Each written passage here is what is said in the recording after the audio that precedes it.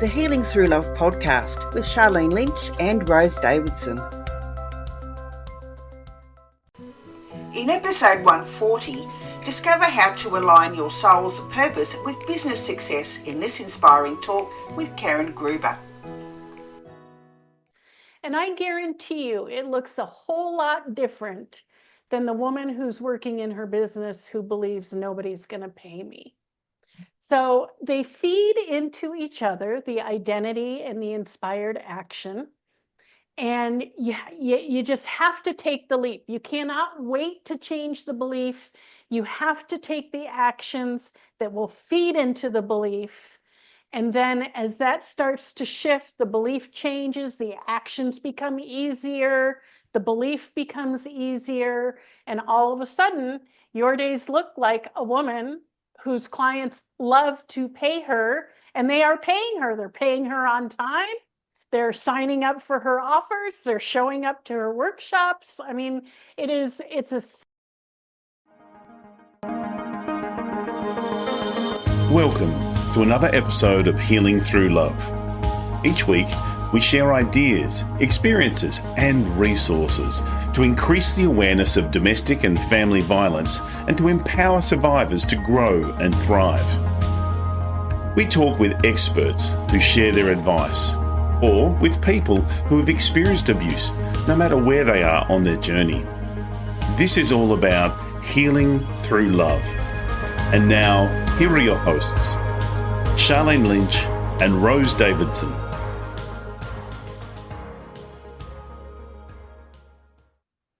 Hello and welcome to the Healing Through Love podcast, a space where stories of strength, resilience and transformation unfold. I'm your host, Sharlene Lynch, and I'm honoured to be your guide on this journey of empowerment and healing. Today we have a very special episode tailored just for you. Whether you're driving or sipping a cup of tea or just taking a moment for yourself, I want you to know that this is a safe place. Healing Through Love is more than a podcast. It's a community, a beacon of hope, a reminder that you are not alone. In this episode, we have a guest who'll share a story that resonates at the core of our mission, a story that illuminates the power of love, resilience, and unwavering strength that lies within each and every one of us. So settle in, take a deep breath, and let the healing journey begin. But before we dive into today's inspiring narrative, a quick reminder that if you find value in our episodes, consider supporting us by subscribing, by sharing, and by leaving a review. Your engagement helps us reach the hearts and spread the message of healing at the speed of love. I'm excited today to introduce our very special guest, Karen Gruber. Now, Karen is an international business coach, guiding spiritual entrepreneurs and healers to transform their dreams into thriving businesses. And as a #1 best-selling author, she has dedicated her career to empowering women, helping them gain crystal clear clarity and understanding about how to structure their soul-aligned enterprises. Karen's unique approach transcends conventional business strategies, focusing on creating a magnetic pull for that the clients just line up and they say, "Here, please take my money." I love it. Hello, Karen. It's so great to have you in this proximity. Welcome all the way from Denver. Yes, all the way from Denver. Thank you so much for having me. I'm absolutely delighted to be with you. Oh, it's such a privilege and a pleasure. Now, look, being a business coach it's a big decision. Like there's lots of moving parts, and working with people that are spiritually aligned, it's sometimes, I'm just going to be honest, I'm going to say it, sorry audience, it's like herding cats. Because we stay in our spiritual space and it's like, I can be magnetic. I'll attract clients just by the thought of it. That doesn't work. We do need to have practices in play, and that starts with having that real solid understanding of who is your audience and how you turn up. So I'm so glad today that we're having this beautiful conversation, but I've got to ask you personally, why did you make the decision to become a business coach? Because it is the next level of challenge outside just being a straight coach to be a business coach, because we have to have our fingers in all of the pie. So now, why did you choose this as a journey? Yeah, I started as a life coach for moms I always knew that I wanted to help people, as so many of us do, right? We just want to help people in some way, some fashion. And through the years of doing that, I kept getting these messages, and they were saying money, money. And I was like, well, okay, what about the money? And what came to fruition was I was being asked to teach women how to make money, how to generate an income. And of course, at the time, I didn't understand it. And I'm like, who am I to teach people about money and how to make money and all the things that go through our heads, no matter what we're doing? And when I stepped into that, my business absolutely exploded in a good way. It was like I was finally in my lane, where I was created to be, where I was meant to be. And I have, over the years, had the opportunity to work with some of the most amazing, amazing women. And then, of course, when you're starting businesses, or changing a niche, or changing your focus, or whatever it is, I always wonder, like, why do I want to do this? Why am I meant to do this? And what I started to do was interview women, and I interviewed hundreds of women over the course of a year. I was talking to multiple women a day. And the stories I was hearing were absolutely heartbreaking. Stories of sexual abuse, physical abuse, emotional, mental abuse, from both, like childhood, as they were growing up, and in their current relationships. And it became very clear to me that not that everybody has this issue, but the main reason I am being called to be a business coach is to teach women how to generate their own income, so that they can choose into and out of any relationship they desire. Because so many of the women I talked to felt financially trapped. They couldn't go because they couldn't afford an apartment. They couldn't afford to take their kids, and I think that's just an absolute travesty. Like, everyone should know how to generate their own income, whether you put it to use today, or you put it to use 5 years from now, or maybe you never have to put it to use, but you should know how to generate an income. Absolutely, I hear you. As a survivor myself, well, I like to call myself a thriver, not a survivor. But yes, I love it. Is that because the narrative has changed now, and I can see how much I've learned from the experiences, both the family violence. And one of the common threads through that journey has been my relationship with money. And I noticed how when I corrected my money story, well, first of all, when I brought a level of awareness to my old money story, that was the first thing, and then changed the narrative and created a new story like Lucky I'm Rich, and now can really see how the change in that narrative has helped me move into a different space. So I understand completely the power of that is next level. And really, we create those stories these things happen to us. We create the stories about the things that happen, and we can choose for them to be happening to us, which was my own narrative, or now it's for me. It's the new narrative. And that's really changed my perspective, regardless of what happens. Even like now, we were just recently stranded in another city because of air flights, and we ended up just having a holiday. So it's amazing how the old me would have come up with a different story, and the new me loves the adventure of, oh, we're stranded, what are we going to do? I love it. So take me through some of the work that you do, the processes that you use to help people shift this narrative about their money story and their belief structure around money into that new abundant space. Yeah, that is such a great question, because it was so interesting, because I never thought I had a money story. And yet when I first started, I wasn't earning much money. My husband and I had owned a real estate company, and we had plenty of funds from that. And my money story that came to fruition, that it turned out to be, was, oh, I don't need the money. And so when we tell ourselves things like, I don't need the money, or the money's not important, or people won't pay me, or I'm not worth this, or, I mean, there are a million things we all tell ourselves, not only just about money, but about our bodies, about our living situation. I mean, you name it, we have a story. And I had to shift that narrative. And because of that, and that also, I was going through that whole process when I was shifting into a business coach, because I'm like, what is going on here?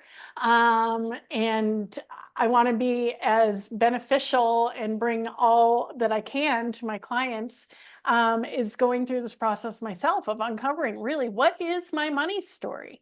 And so mine was, the money's not important, or I don't need the money.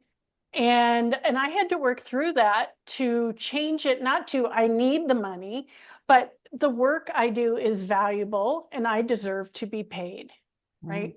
And it doesn't have to be a big elaborate belief, but just that simple shift from the work I do is very valuable, I deserve to be paid. That made a huge difference. Wow. And to your point, Sharlene, when you were talking about the universe, that is another process that I work very deeply with my clients, is what, even if you don't believe it, when you find yourself in a challenging situation, or something in your business or your life is not going the way you wish it were, right? I encourage my clients just to ask the question, what if the universe was for me? Not against me, not testing me, but what if the universe was for me? What could this mean? And so when you're talking about being stranded, right? We just got back from a competition with our daughter over Thanksgiving week, and she did not place.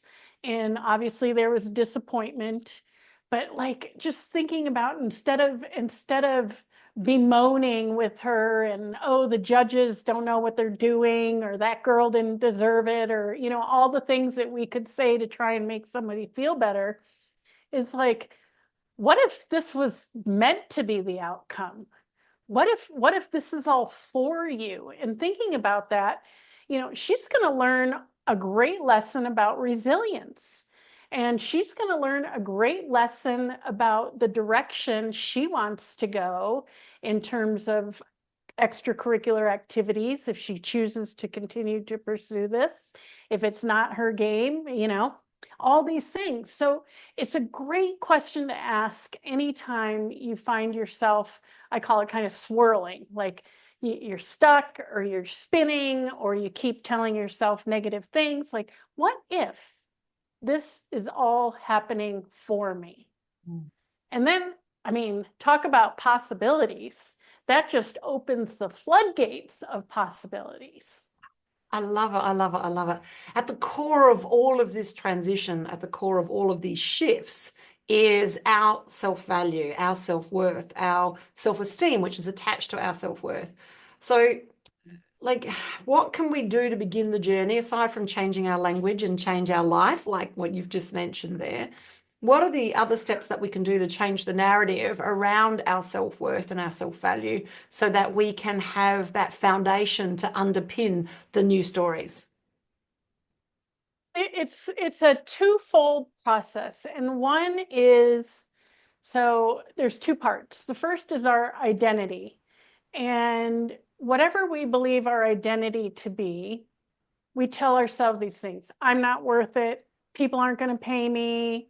Whatever it is that you're telling yourself. The other half of the equation is inspired action. So let's say your belief is nobody's going to pay me. So I'm going to say the opposite of that is people love to pay me. Okay? So when you look at people love to pay me, I want you to think about who is the woman who has the belief that people love to pay her. What does she do during the day? How does she dress? How does she speak? What is she doing in her business? And I guarantee you, it looks a whole lot different than the woman who's working in her business who believes nobody's going to pay me. So they feed into each other, the identity and the inspired action. And you just have to take the leap. You cannot wait to change the belief. You have to take the actions that will feed into the belief. And then as that starts to shift, the belief changes, the actions become easier, the belief becomes easier, and all of a sudden, your days look like a woman whose clients love to pay her, and they are paying her. They're paying her on time.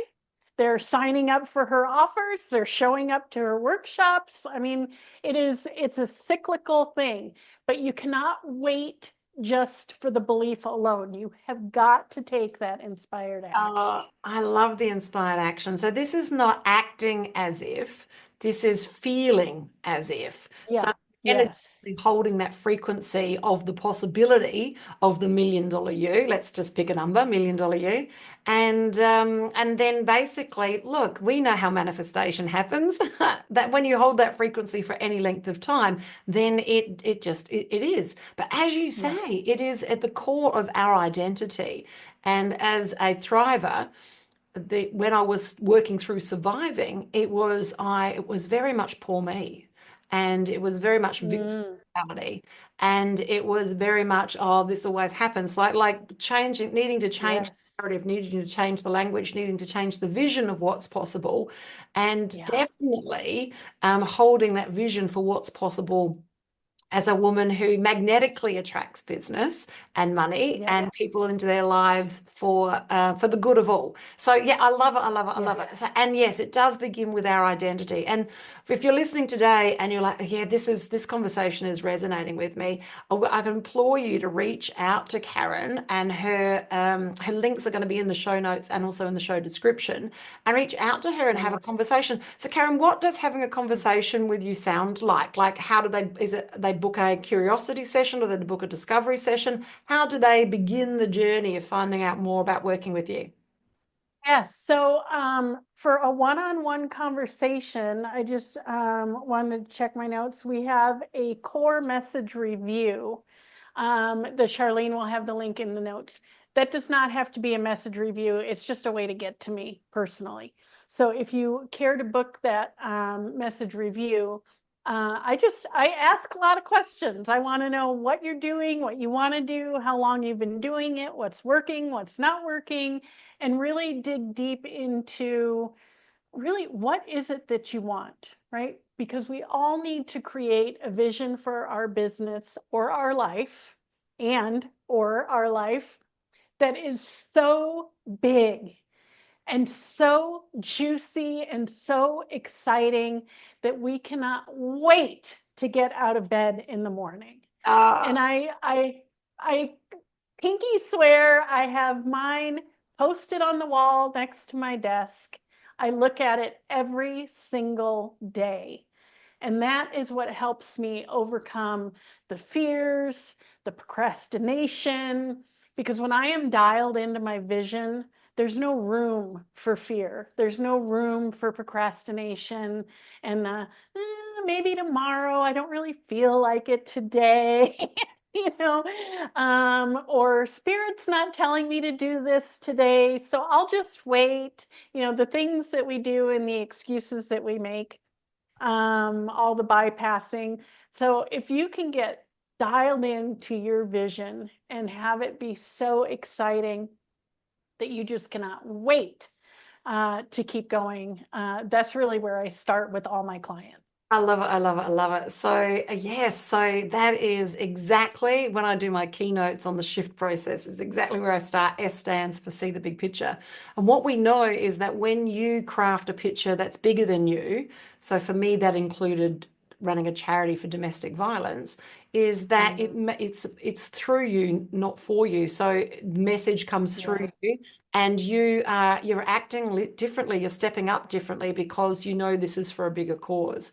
So, and if your vision feels doable, it's not big enough. So for those of you who crafted a vision that goes, oh yeah, I can do that. And look, take it from the experts, take it from Karen and me. It's not big enough. It needs to be to that point in time that it needs to be so that it makes you feel uncomfortable almost, like it feels like a really big stretch, because then okay, this is the length that I've got to go to. This is the energy. This is the line in the sand. This is the direction. It needs to feel like that, and it needs to be that level of uncomfortable before it becomes comfortable, because that's how we expand. Otherwise, we just live same. We live small lives. We just do small things. And if you're listening today, you are about leaving a legacy. You are about changing lives, and you are about living and loving and changing the proximity. The people that you're with. I love this, Karen. We could talk all day. I love it. I'm learning. Couldn't we? We speak the same language, we speak frequency, and we've got so much to talk about. So we've dived in and we've talked about your personal story, how you transitioned from a life coach into a business coach. And for those of you who are listening today, and if you are life coaches or therapists, the shift to being a business coach is a big shift. I made it myself. I was a holistic psychologist, and then I'm like, yeah, I suck at this. I'm not really designed to be a holistic psychologist. And that's because I was constantly in a state of being impatient because people weren't taking, and they weren't taking action at a speed that I felt that they could be. And the message in that was, you're going to make a better business coach than you're going to make a better psychologist. But anyway, it's another story. So the transition between the two is huge. It's massive, because not only are you running your own spiritual practice, which is what you're doing with your clients, is you also need to be running a business practice as well, and then teaching others both of those. So it's the nuance is it's multi-dimensional, is it not, Karen? Oh, very much so. Very much so. But I wouldn't have it any other way. I mean, I cannot recall a time in my life when I have felt happier or more fulfilled. Like, I cannot wait to get back from our vacation so that I get to see my clients. I love it. I love it. There's something next level rewarding about helping others shift into their identity, and for them to earn what they're worth, shift their stories, and be making a bigger impact because they're earning the income and they are able to make a bigger impact. So on every level, it is a beautiful place to be. So I'm going to ask you, what is 2025 looking like for you? What direction do you feel that you'll be going in your business? Oh, I love this question. One, like, for everyone, the message I have been receiving is like 2025 is go time. Is like, whatever reservations, whatever hesitations, whatever you have holding you back, it is time to just like drop the leash and let go and just go. And I don't mean like burnout go, but like go, And for me, what that looks like is I am transitioning and shifting slightly. I work with just a handful of private clients on a yearly basis that I absolutely adore doing. But I really want to help. When I was interviewing and talking to people, like 75% of my clientele either want to start a business or are earning 30K or less in a year. And that's not acceptable for me, for them.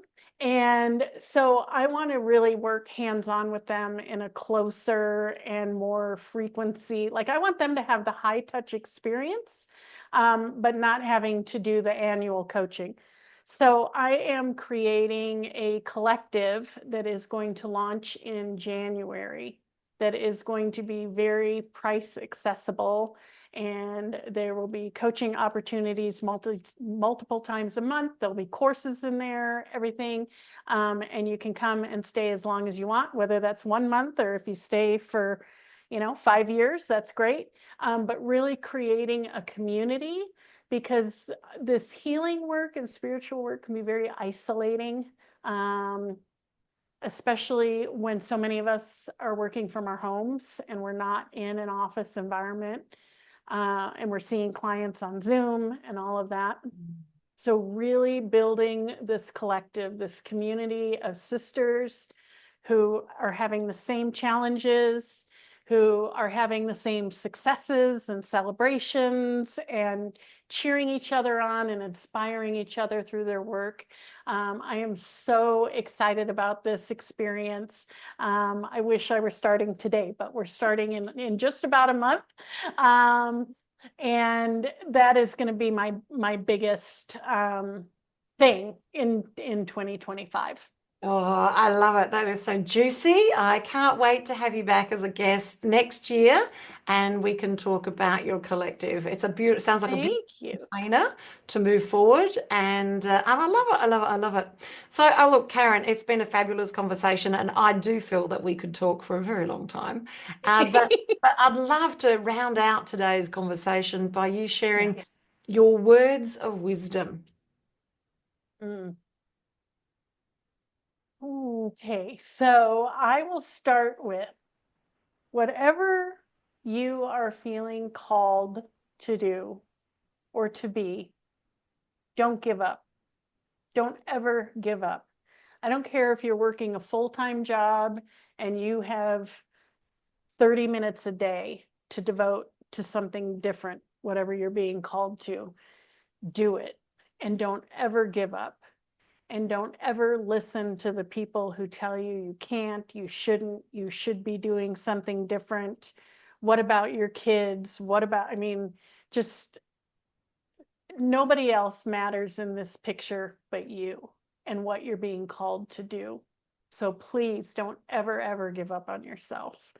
And then I would just reinforce, things aren't going your way, you're having a rough go of it. Just ask yourself the question, what if this were happening for me? What are the opportunities here? And then, create your own opportunities.